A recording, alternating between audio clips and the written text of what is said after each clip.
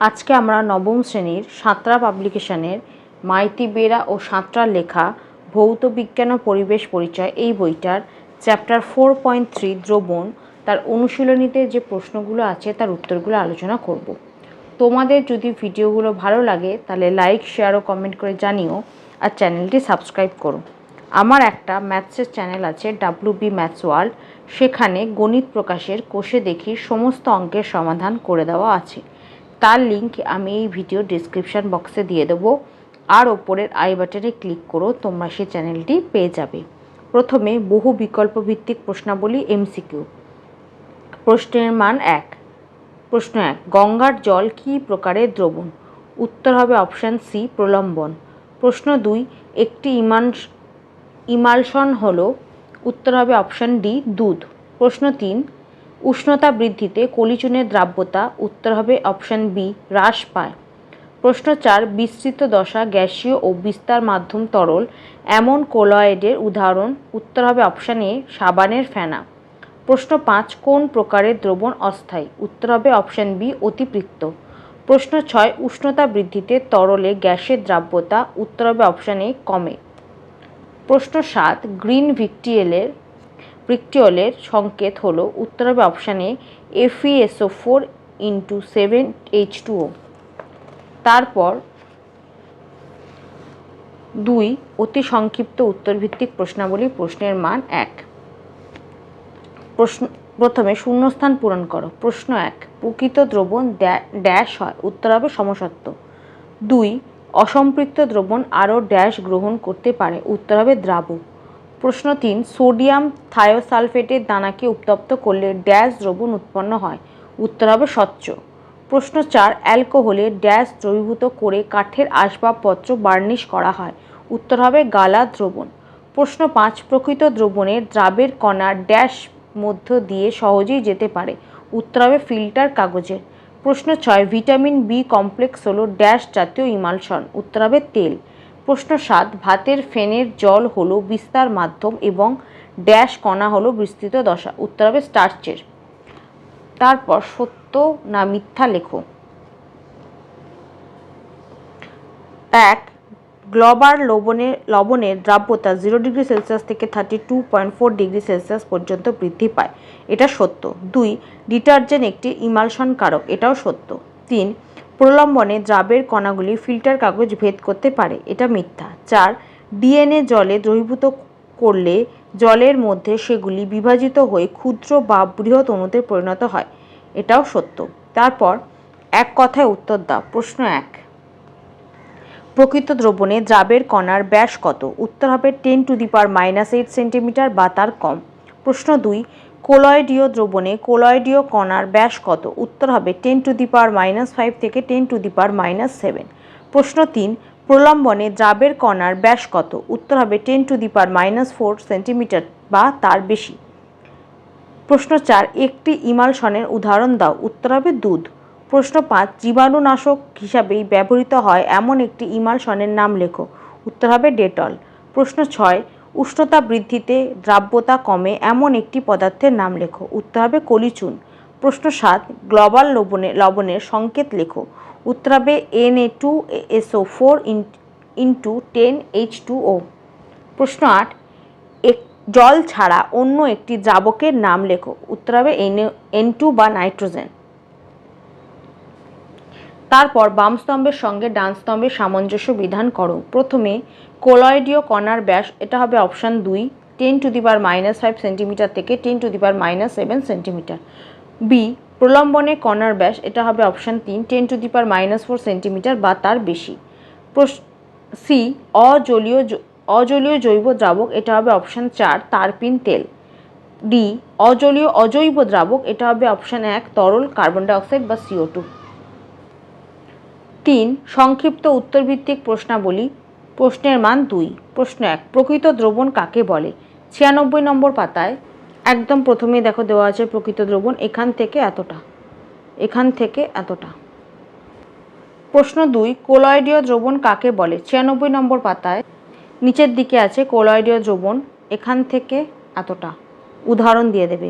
প্রকৃত দ্রবণেরও উদাহরণটা দেবে। প্রকৃত দ্রবণ কাকে বলে আমি দেখালাম এখান থেকে এতটা, তার সাথে এই যে উদাহরণটা দিয়ে দেবে এখান থেকে এতটা, এই যে উদাহরণ এখান থেকে এতটা। তারপর 96 পাতাতেই কোলয়েডীয় দ্রবণ আছে, সেটা লিখবে এখান থেকে এতটা, আর উদাহরণ লিখবে এখান থেকে এতটা, তাহলে উত্তরটা লিখবে এখান থেকে এতটা। প্রশ্ন 3, প্রলম্বন কাকে বলে? 97 নম্বর পাতায় এই যে প্রলম্বন বা সাসপেনশন, তার উদাহরণ দেওয়া আছে এখান থেকে এতটা। কাকে বলে? এখান থেকে এতটা, তারপর উদাহরণ এখান থেকে এতটা, টোটাল লিখবে এখান থেকে এতটা। কাকে বলে উদাহরণ দুটোই দেবে। প্রশ্ন 4, প্রকৃত দ্রবণের দুটি বৈশিষ্ট্য লেখো। 96 নম্বর পাতায় এই যে প্রকৃত দ্রবণের বৈশিষ্ট্য, 6টা বৈশিষ্ট্য দেওয়া আছে, যে কোনো দুটো বৈশিষ্ট্য লিখে দেবে। প্রশ্ন 5, ইমালশন কাকে বলে? 99 নম্বর পাতায় এখান থেকে এতটা। কাকে বলে? এখান থেকে এতটা, তারপর উদাহরণ এগুলো দিয়ে দেবে এখান থেকে এতটা। প্রশ্ন 6, ইমালশন কারক কাকে বলে? 99 নম্বর পাতায় এটা লিখবে এখান থেকে এতটা, এখান থেকে এতটা। প্রশ্ন 7, ইমালশনের একটি ব্যবহার লেখো। 99 নম্বর পাতায় এই যে ইমালশনের কয়েকটি ব্যবহার, 3টে ব্যবহার দেওয়া আছে, যে কোনো একটা ব্যবহার লিখে দেবে। ওষুধ তৈরিতে, জীবাণুনাশক রূপে, জামা কাপড় পরিষ্কারে সাবানের ভূমিকা, 3টে ব্যবহার দেওয়া আছে, যে কোনো একটা লিখে দেবে। প্রশ্ন 8, দ্রাব্যতা কাকে বলে? 99 নম্বর পাতায় এটা লিখবে এখান থেকে এতটা, এখান থেকে এতটা। প্রশ্ন 9, 40 ডিগ্রি সেলসিয়াস উষ্ণতায় পটাশিয়াম নাইট্রেটের দ্রাব্যতা 65 বলতে কি বোঝো? 99 নম্বর পাতায় এই প্রশ্ন উত্তরটা লিখবে এখান থেকে এতটা, এখান থেকে এতটা, একদম 99 নম্বর পাতার একদম শেষে দেওয়া আছে এখান থেকে এতটা। প্রশ্ন 10, অসম্পৃক্ত দ্রবণ কাকে বলে? 102 নম্বর পাতায় এখান থেকে এতটা, অসম্পৃক্ত দ্রবণ এখান থেকে এতটা। প্রশ্ন 11, অতিপৃক্ত দ্রবণ কাকে বলে? 102 নম্বর পাতায় একদম শেষে দেওয়া আছে অতিপৃক্ত দ্রবণ এখান থেকে এতটা, এখান থেকে এতটা। প্রশ্ন 12, কেলাসন কাকে বলে? 103 নম্বর পাতায় এখান থেকে এতটা, এখান থেকে এতটা। প্রশ্ন 13, 20% NaOH দ্রবণ বলতে কি বোঝো? 104 নম্বর পাতায় এটা লিখবে এখান থেকে এতটা, এখান থেকে এতটা। প্রশ্ন 14, 25 গ্রাম পার লিটার NaOH দ্রবণ বলতে কি বোঝো? এর উত্তরটা লিখবে 1 লিটার দ্রবণে 25 গ্রাম NaOH দ্রবীভূত আছে। তাহলে প্রশ্ন 14 উত্তরটা কি হবে? 1 লিটার দ্রবণে 25 গ্রাম NaOH দ্রবীভূত আছে। তাহলে 25 গ্রাম পার লিটার NaOH দ্রবণ বলতে কি বোঝো? 1 লিটার দ্রবণে 25 গ্রাম NaOH দ্রবীভূত আছে। 1 লিটার দ্রবণে 25 গ্রাম NaOH দ্রবণ, বা দ্রবণ হবে না, 1 লিটার দ্রবণে 25 গ্রাম NaOH দ্রবীভূত আছে। 1 লিটার দ্রবণে 25 গ্রাম NaOH দ্রবীভূত আছে। প্রশ্ন 15, ব্যাপন কাকে বলে? 106 নম্বর পাতায় এখান থেকে এতটা, এখান থেকে এতটা। প্রশ্ন 16, প্রকৃত দ্রবণ ও কোলয়েডীয় দ্রবণের মধ্যে পার্থক্য লেখো। 97 নম্বর পাতায় এই যে প্রকৃত দ্রবণ আর কোলয়েডীয় দ্রবণের পার্থক্য, এই পাতায় দুটো পার্থক্য পাবে, এই দুটো লিখে দেবে। তারপর 98 নম্বর পাতায় আরও তিনটে পার্থক্য পাবে প্রকৃত দ্রবণ আর কোলয়েডীয় দ্রবণের, এই 3টে লিখে দেবে। টোটাল 5টা পার্থক্য লিখে দেবে প্রকৃত দ্রবণ আর কোলয়েডীয় দ্রবণের মধ্যে। প্রশ্ন 17, তরলে গ্যাসের দ্রাব্যতার ওপর উষ্ণতা এবং চাপের প্রভাব লেখো। 100 নম্বর পাতায় এই যে তরলে গ্যাসের দ্রাব্যতার ওপর উষ্ণতা এবং চাপের প্রভাব, প্রথমে উষ্ণতার প্রভাব তারপর চাপের প্রভাব, এখান থেকে এতটা লিখবে। উষ্ণতার প্রভাব লিখবে এখান থেকে এতটা, তারপর চাপের প্রভাব লিখবে এখান থেকে এতটা, টোটাল এখান থেকে এতটা লিখবে। তারপর প্রশ্ন 4 দীর্ঘ উত্তরভিত্তিক প্রশ্নাবলী, প্রশ্নের মান 3। প্রশ্ন 1 খাদ্য লবণের সম্পৃক্ত দ্রবণ প্রস্তুত করবে কিভাবে? 102 নম্বর পাতায় এই প্রশ্নের উত্তরটা লিখবে এখান থেকে এতটা, এখান থেকে এতটা। প্রশ্ন 2 ফিটকিরির কেলাস প্রস্তুত করবে কিভাবে? 104 নম্বর পাতায় এই যে ফিটকিরি কেলাস প্রস্তুতি, এখান থেকে এতটা, এখান থেকে এতটা। প্রশ্ন 3 বীজ কেলাস কি? এর একটি ব্যবহার উল্লেখ করো। 104 নম্বর পাতায় বীজ কেলাস কি সেটা লিখবে এখান থেকে এতটা, এখান থেকে এতটা। আর ব্যবহার দেখো দুখানা ব্যবহার দেওয়া আছে, এর মধ্যে যে কোনো একটা ব্যবহার লিখে দেবে, একটা দুটো যে কোনো একটা লিখে দিও। প্রশ্ন 4 40 ডিগ্রি সেলসিয়াস উষ্ণতায় KNO3 এর 32 গ্রাম দ্রবণে 32 গ্রাম সম্পৃক্ত দ্রবণে 12 গ্রাম KNO3 দ্রবীভূত আছে। 40 ডিগ্রি সেলসিয়াস উষ্ণতায় KNO3 এর দ্রাব্যতা কত? KNO3 এর আণবিক ভর 38 + 14 + 3 × 16। কে আলাদা করে বের করতে হবে, কে হচ্ছে 38, এন এর হচ্ছে 14 আর ও হচ্ছে 16। যেহেতু এখানে 3টে আছে তাহলে 16-র সাথে 3 গুণ করতে হবে, টোটাল হচ্ছে 100 গ্রাম। অতএব 32 গ্রাম সম্পৃক্ত দ্রবণে KNO3 আছে 12 গ্রাম বা 12 গ্রাম। 1 গ্রাম সম্পৃক্ত দ্রবণে KNO3 আছে 12 ভাগ 32 গ্রাম। 100 গ্রাম সম্পৃক্ত দ্রবণে KNO3 আছে 12 ভাগ 32 × 100 গ্রাম ইকুয়ালস টু হবে 37.5 গ্রাম। তাহলে 40 ডিগ্রি সেলসিয়াস উষ্ণতায় KNO3 এর দ্রাব্যতা হলো 37.5 গ্রাম। এটাই হচ্ছে অ্যান্সার। প্রশ্ন 5 চিত্রসহ ব্যাপনের একটি পরীক্ষা বর্ণনা করো। 106 নম্বর পাতায় প্রথমে এই চিত্রটা এঁকে দেবে, পটাশিয়াম পারম্যাঙ্গানেটের ব্যাপন, এই চিত্রটা আঁকবে, তার সাথে ব্যাপনের পরীক্ষা এখান থেকে এতটা লিখবে। চিত্রসহ বলেছে যখন, সেই জন্য প্রথমে এই চিত্রটা এঁকে দেবে, তারপর পরীক্ষাটা এখান থেকে এতটা লিখে দেবে। প্রশ্ন 6 দ্রাব্যতা লেখ কি? এই লেখের বৈশিষ্ট্য লেখো। 100 নম্বর পাতায় দ্রাব্যতা লেখ কি, তার উত্তর হচ্ছে এখান থেকে এতটা, এখান থেকে এতটা। দ্রাব্যতা লেখের বৈশিষ্ট্যগুলি হলো 1 দ্রাব্যতা লেখ থেকে একই উষ্ণতায় বিভিন্ন পদার্থের দ্রাব্যতা তুলনা করা যায়। 2 বাস্তব পরীক্ষা ছাড়াও লেখচিত্র থেকে কোনো দ্রব্যের বিভিন্ন উষ্ণতার দ্রাব্যতা জানা যায়। 3 কয়েকটি কঠিন মিশ্রণের দ্রবণ থেকে বাষ্পীভবনের সময় অথবা ওই গাঢ় দ্রবণটিকে ঠান্ডা করার সময় কোনটি আগে দ্রবণ থেকে কেলাসিত হয়ে পৃথক হবে দ্রাব্যতা লেখ থেকে তা জানা যায়। এই 3টে পয়েন্ট লিখে দেবে। প্রশ্ন 7 প্রলম্বন ও কলয়েডীয় দ্রবণের মধ্যে পার্থক্য লেখো। 97 নম্বর পাতায় এই যে কলয়েডীয় দ্রবণ আর প্রলম্বনের মধ্যে পার্থক্য, এই পাতায় দুখানা পার্থক্য পাবে, সে দুটো লিখবে। তারপর 98 নম্বর পাতায় আরও 3টে পার্থক্য পেয়ে যাবে কলয়েডীয় দ্রবণ আর প্রলম্বনে, সেই 3টে পার্থক্য লিখবে। টোটাল কলয়েডীয় দ্রবণ আর প্রলম্বনের 5টা পার্থক্য লিখে দেবে। প্রশ্ন 8 250 গ্রাম ইক্ষু শর্করার 25% দ্রবণ প্রস্তুত করতে কত পরিমাণ ইক্ষু শর্করা ও জল প্রয়োজন? 250 গ্রাম ইক্ষু শর্করার 25% দ্রবণ করতে হবে।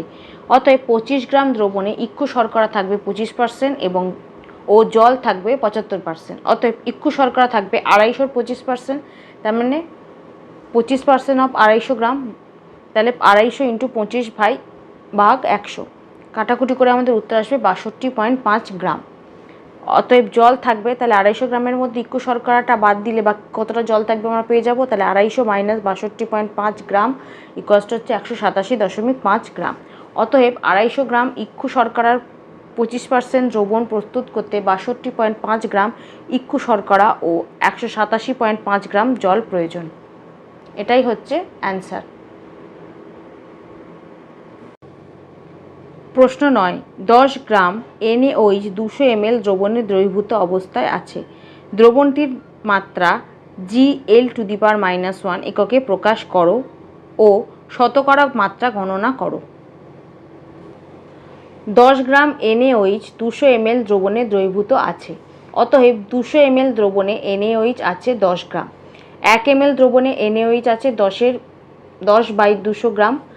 1000 ml দ্রবণে NaOH আছে 10 ভাগ 200 × 1000, তার মানে কাটাকুটি করে আমাদের উত্তর আসে 50 গ্রাম। অতএব দ্রবণটির মাত্রা গ্রাম পার লিটারে হবে 50 গ্রাম পার লিটার। দ্রবণটির শতকরা মান হল 500 গ্রাম ভাগ 1000 ml ইন্টু 100 ইকুয়ালস টু হবে 5% বা 5%। কাটাকুটি করে আমাদের উত্তর আসবে 5%। অতএব দ্রবণটির মাত্রা গ্রাম লিটার টু দি পাওয়ার -1 এককে হলো 50 গ্রাম লিটার টু দি পাওয়ার -1 ও শতকরা মাত্রা হলো 5%। এটাই হচ্ছে অ্যান্সার। প্রশ্ন 10, জলে KNO3 এর দ্রাব্যতা 80 ডিগ্রি সেলসিয়াস এবং 40 ডিগ্রি সেলসিয়াস উষ্ণতায় যথাক্রমে 169 এবং 64। লবণটিতে 80 ডিগ্রি সেলসিয়াস উষ্ণতায় 200 গ্রাম জলে দ্রবীভূত করে একটি সম্পৃক্ত দ্রবণ তৈরি করা হলো। এই দ্রবণটিকে 80 ডিগ্রি সেলসিয়াস থেকে 40 ডিগ্রি সেলসিয়াস উষ্ণতায় আনা হলে কী পরিমাণ KNO3 দ্রবণ থেকে পৃথক হয়ে পড়বে? জলে KNO3 এর দ্রাব্যতা 80 ডিগ্রি সেলসিয়াসে 169 গ্রাম, 40 ডিগ্রি সেলসিয়াসে 64 গ্রাম। আমরা জানি দ্রাব্যতা ইকুয়ালস টু সম্পৃক্ত দ্রবণের দ্রাবের ভর ভাগ সম্পৃক্ত দ্রবণের দ্রাবকের ভর ইন্টু 100। ধরি দ্রবণের দ্রাবের মানে KNO3 ভর হচ্ছে m গ্রাম এবং দ্রবণে দ্রাবকের মানে হচ্ছে জল এর ভর হচ্ছে n গ্রাম। অতএব 80 ডিগ্রি সেলসিয়াসে দ্রাব্যতা হবে m/n ইন্টু 100 বা 80 ডিগ্রি সেলসিয়াসের দ্রাব্যতা হচ্ছে 169 ইকুয়ালস টু m এর মানটা আমাদের বের করতে হবে m ভাগ n হচ্ছে 200 ইন্টু 100 যেহেতু 200 গ্রাম জলে দেওয়া আছে প্রদত্ত, বা m ইকুয়ালস টু তাহলে কত হবে 169 ইন্টু 200 ভাগ 100 বা m ইকুয়ালস টু কাটাকুটি করে আমাদের উত্তর আসবে 338। তাহলে অতএব 80 ডিগ্রি সেলসিয়াসে দ্রাবের ভর 338 গ্রাম। তারপর আবার 40 ডিগ্রি সেলসিয়াসে দ্রাব্যতা mn ইন্টু 100 m/n ইন্টু 100 বা 40 ডিগ্রিতে দ্রাব্যতা হচ্ছে 64 ইকুয়ালস টু m/200 ইন্টু 100। একই 200 গ্রাম জল যেহেতু দেওয়া আছে প্রদত্ত, বা m ইকুয়ালস টু তাহলে 64 ইন্টু 200 ভাগ 100 বা m ইকুয়ালস টু হচ্ছে 128। অতএব 40 ডিগ্রি সেলসিয়াসে দ্রাবের ভর 128 গ্রাম।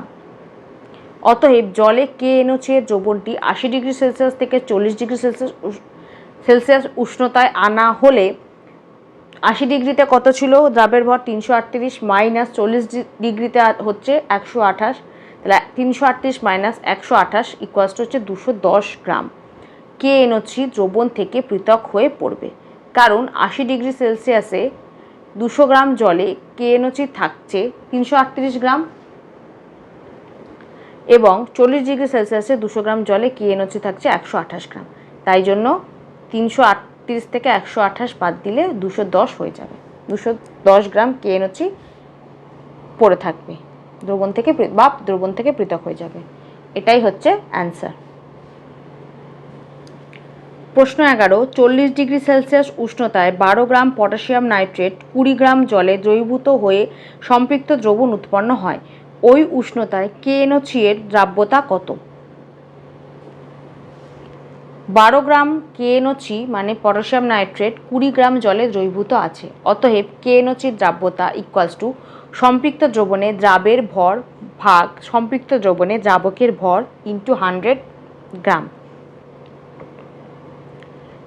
এখানে দ্রাবের ভর দেওয়া আছে 12 গ্রাম, দ্রাবকের ভর হচ্ছে 20 গ্রাম, তাহলে 12 ভাগ 20 ইন্টু 100 গ্রাম। কাটাকুটি করে আমাদের উত্তর আসবে 60 গ্রাম।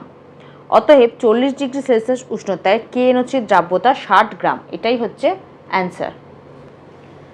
প্রশ্ন 12, 300 গ্রাম জলে 35 গ্রাম সাধারণ লবণ মিশিয়ে একটি দ্রবণ প্রস্তুত করা হলো।